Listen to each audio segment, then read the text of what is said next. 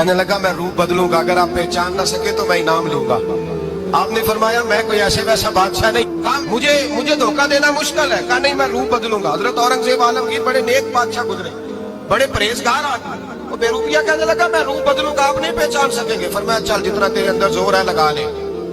حضرت نے اعلان کیا کہ میں نے فوجی بھرتی کر دیں، 2 ماہ کے بعد ٹیسٹ ہوگا۔ وہ 2 مہینے دوڑتا رہا، رنگ روپ بناتا رہا، آیا ٹیسٹ دینے، 2-3 سپاہیوں کا امتحان لیا، اس کی باری آئی تو 10 روپے دیے، کہنے لگے تیرے آنے جانے کا کرایہ میں نے تجھے پہچان لیا ہے۔ کچھ دنوں کے بعد جانے لگے سفر پر تو بھکاری آ گئے خیرات مانگنے، اس نے بھی سارے منہ پر سیاہی مال لی، کپڑے پھاڑ لیے، سر کے بال مڈا لیے، بھویں تک کٹا لی، بدرنگ ہو کے آیا، کاسا آگے کیا تو حضرت نے 10 روپے ڈالے، کہنے لگے تیرے آنے جانے کا کرایہ میں نے پہچان لیا ہے۔ کچھ دن گزرے تو ٹیچر کی ضرورت تھی، اس نے مونچھیں بڑی کر لی، داڑھی نکلی لگا لی، سر پہ جنا کیپ پہن لی، ایک شیروانی لے لی اور ہاتھ میں چھڑی پکڑ کے آیا، کہنے لگا میں استاد ہوں، 2-4 بندوں کا امتحان لیا، اس کی باری آئی تو 5 روپے دیے، 10 روپے دیے، کہا تیرا کرایہ میں نے پہچان لیا۔ 2 سال گزر گئے، وہ جب بھی آتا حضرت پہچان لیتے۔ ایک دن سفر پہ جا رہے تھے، بہت بڑا لشکر تھا، جہاد کرنے جا رہے تھے اورنگزیب عالمگیر، تو دیکھا ایک پہاڑی ہے، پہاڑی پہ لوگ جا بھی رہے ہیں آ بھی رہے ہیں۔ اورنگزیب عالمگیر پوچھنے لگے یہاں کیا ہے؟ کہنے لگے ایک بابا جی بیٹھے ہیں دعا کرتے ہیں، اللہ کے نیک بندے۔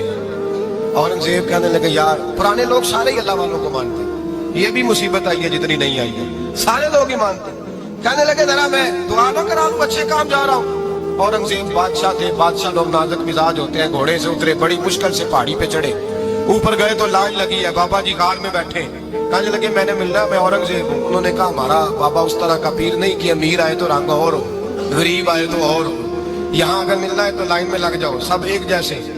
اب لائن میں کھڑے ہو گئے، 50 آدمی آگے تھے، کہتے ہیں 51واں نمبر تھا، تھک گیا دھوپ میں کھڑا کھڑا۔ جب میں پہنچا غار کے دہانے تو میں نے بابا جی کے چہرے پہ نظر ڈالی تو بڑا نورانی چہرہ، بڑی خوبصورت لب و لہجہ۔ میں نے کہا میرے جیسا آدمی بھی پگڑی باندھ دے جو اچھا لگنے لگ جاتا ہے، بڑا خوبصورت انداز۔ کہتے ہیں میں ان کے پاس اتحیات کی حالت میں بیٹھ گیا، میں نے کہا حضور میں جا رہا ہوں جہاد کرنے، دعا کرنا۔ بزرگوں نے ہاتھ اٹھائے، اللہ اس کی مدد فرما، دین کو غلبہ عطا فرما، اسے دین کا سچا پکا سپاہی بنا۔ پھر تھپکی دی، 2-4 نصیحتیں بھی کر ڈالی، دیکھنا ظلم نہ کرنا، زیادتی نہ کرنا، جب تو جیت کر نہ کرنا، غرور نہ کرنا، نصیحتیں بھی کر دی۔ کہتے ہیں اب جب میں اٹھا تو 2-4 دینار بطور نذرانہ مسلح کے نیچے رکھے، اور الٹے قدم جب میں غار سے اترا انہوں نے رومال جھاڑا اور اٹھ کے کھڑے ہو گئے، کہنے لگے آج نہیں تو نے پہچانا، آج نہیں تو نے پہچانا، میرا انعام بنتا ہے، آج نہیں پہچانا، لا پیسے۔ اورنگزیب کہنے لگا یار تو نے حد کر دی، کہاں چڑھا کہاں کھڑا رہا، دھوپ میں تھک گیا، کمال کر دی بھائی تو نے، بتا تو کیا لے گا، اب تو دیکھ جلدی بتا، کتنے لوگ پیچھے دھوپ میں کھڑے ہیں، لشکر سارا کھڑا ہے، کیا لے گا؟ اس نے کہا سب سے قیمتی ہیرے وہ ہے جو تیرے سر کے تاج میں لگے ہوئے ہیں، مجھے تیرا تاج چاہیے۔ اور بھائیو سننا اور یاد رکھنا، میرے اعلیٰ حضرت کہتے ہیں بادشاہ نے سر کے اوپر سے تاج اتارا، بہروپیے کے قدموں میں رکھا اور کہنے لگے یہ لے، اور یہ تو تیرا مانگنے پر میں نے دیا ہے نا، میں واپس آتا ہوں تو آنا میں اپنی مرضی سے بھی تجھے دوں گا، تو نے اورنگزیب جیسے بندے کو دھوکہ دیا، آنا میں اس وقت بھی دوں گا۔ وہ دے کر بس بات ختم ہو گئی، حد ہو گئی، دے کر کہتے ہیں جب میں پلٹا نہ واپس، بہروپیے نے آواز دی بادشاہ ٹھہر جا، تو میں نے پلٹ کے دیکھا تو کہنے لگے یہ اپنا تاج لے جا، اٹھا اور لے جا۔ میں نے کہا 2 سال بیت گئے تجھے محنت کرتے، آج قابو آیا تو لے جاؤ، کہنے لگا لے جا، مسئلہ سمجھ میں آ گیا۔ میں نے کہا مجھے بھی تو سمجھانا۔